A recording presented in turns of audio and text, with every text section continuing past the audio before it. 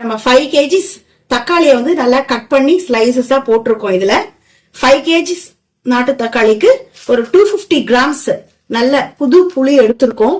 இத வந்து நாம வந்து இதுல வந்து சென்டரா வைக்க போறோம். இப்போ நம்ம இந்த புளியை வந்து இப்படி சென்டரா வச்சாதான் இதுல இருக்கிற ஜூஸ் எல்லாமே இதுக்குள்ள சேர்ந்து அது நல்லா மிங்கிள் ஆகி வரும், மிக்ஸ் ஆகி வரும்.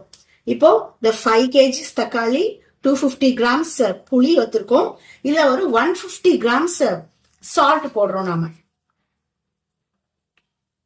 ஊறுகானாலே சால்ட் தான், அப்பதான் இது வந்து நேச்சுரல் ப்ரிசர்வேட்டிவா இதை ஆட் பண்ணும். பிளஸ் இதுல இப்படி சால்ட் போடுறதுனால இந்த தக்காளியோட ஜூஸ் எல்லாம் நல்லா இதுல வந்து வெளியில வந்து இது நம்மளுக்கு நல்ல ஒரு டேஸ்ட் கொடுக்கும். ஓகே, இப்ப சால்ட் எல்லாம் கொஞ்சம் நல்லா மிக்ஸ் பண்ணி வச்சிருக்கோம். இத வந்து ஒரு ஒயிட் கிளாத்தால போட்டு நல்லா கவர் பண்ணி ஓவர் நைட் அப்படியே வச்சிடுறோம். இப்படி ஓவர் நைட் நல்லா ஒரு கிளாத் போட்டு டைட்டா கவர் பண்ணிருக்கோம். இதுக்கு எந்த லிட்டும் போடக்கூடாது. இந்த மாதிரி ஒரு ஒயிட் கிளாத் மட்டும் தான் போட்டு இதை வைக்கணும். அதான் நல்லா.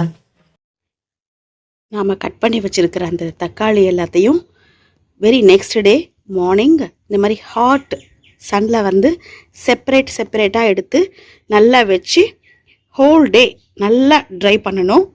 அதுலேருந்து கலெக்ட் பண்ண தண்ணியும் சேர்த்து ஒரு குண்டால வச்சுருக்கோம் இல்லையா, அதையும் நல்லா அப்படியே க்ளோஸ் பண்ணி வச்சிடணும்.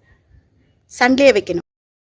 இது நம்ம வெளியில வெயில ட்ரை பண்ண அந்த 5 kgs தக்காளி நல்லா ட்ரை ஆயிருக்கு. 7 hours நல்லா ஹாட் சன்ல ட்ரை பண்ணியிருக்கோம். நம்ம அந்த நைட்டு புளியோட வச்சு அந்த தக்காளியை வச்சிருந்தோம் இல்லையா, அந்த புளி இது ஆக்சுவலி வெயில வைக்க தேவையில்லை. இதை அப்படியே எடுத்து வச்சுட்டு வெறும் அந்த வாட்டர் மட்டும் தான் நம்ம வந்து கொண்டு போய் ஹாட் சன்ல வச்சிருக்கோம். இதை இதுக்கு மேல வந்து தாளிக்கிற ப்ராசஸ்க்கு எடுத்துட்டு போயிடலாம். 100 கடுகை வறுத்து ட்ரையா வறுத்துருக்கோம், ஆயில் போடாம வறுத்து வச்சிருக்கோம். இதை வந்து அப்படியே பவுடர் பண்ணிக்கலாம். கடுகை நல்லா ட்ரையா வறுத்துட்டு இப்ப பவுடர் பண்ணிருக்கோம் மிக்ஸி ஜார்ல. இதை நம்ம தாளிக்கிறதுக்கு யூஸ் பண்ணிக்கலாம். மஞ்சள் தூள் எடுத்திருக்கோம், தேவைக்கேற்ப மஞ்சள் தூள். அடுத்து ஒரு 3 டேபிள் ஸ்பூன்ஸ் ஆஃப் பெருங்காயம், 100 கிராம் தனி மிளகாத்தூள். இது வந்து காரத்திற்கு ஏற்ப நம்ம 5 kgsக்கு 100 கிராம்ஸ் எடுத்திருக்கோம். சப்போஸ் உங்களுக்கு காரம் எக்ஸ்ட்ரா வேணும்னா இன்னும் சேர்த்துக்கலாம். 50 கிராம்ஸ் வெந்தயத்தூள். இதோ நம்ம ட்ரையா வறுத்து பொடி பண்ணி வச்சிருக்கோம். நம்ம 5 கிலோ ஹாட் சன்ல ட்ரை பண்ண தக்காளி இப்போ வந்து வத்தலா இவ்வளவுதான் இருக்கு. இதுதான் நம்ம வந்து தாளிக்க போறோம். நம்ம தாளிக்கிறதுக்காக ஒரு கடாயில வந்து 5 kgs தக்காளிக்கு 1.25 லிட்டர் யூஸ் பண்றோம் ஆயில். இப்ப தாளிக்கிறதுக்காக ஆயில் நல்லா சூடேறிடுச்சு. இப்ப நம்ம இதை வந்து கடுகு கொஞ்சம் போடுறோம். நல்லா பொரிஞ்சுட்டே வரும்பொழுது ஒரு பாதி பொரிஞ்சதுக்கு அப்புறம் ஸ்டவ்ல இருந்து கீழே எடுத்து வச்சிடணும்.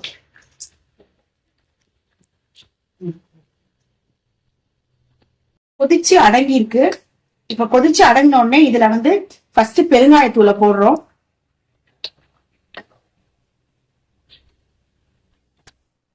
வெந்தயத்தூள், மிளகாய்த்தூள்,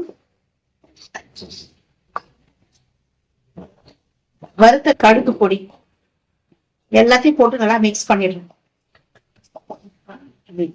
கூடவே இந்த புளியும் அந்த தக்காளி ஜூஸ் இருக்கு இல்லையா, அந்த மிக்சரையும் போட்டு இதுல நல்லா கலந்து விடணும்.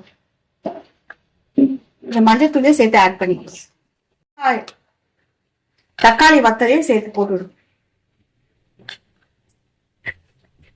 ஆல்ரெடி சால்ட் வந்து போட்டிருக்கோம்.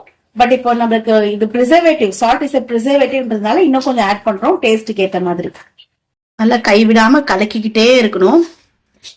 இப்போ நம்ம ஸ்டார்ட் பண்ணி ஒரு 20 மினிட்ஸ் ஆயிருக்கு. ஸ்டில் அதுல இன்னும் ஆயில் வந்து செப்பரேட் ஆகல. ஸோ நம்ம கலக்கிக்கிட்டே இருக்கணும்.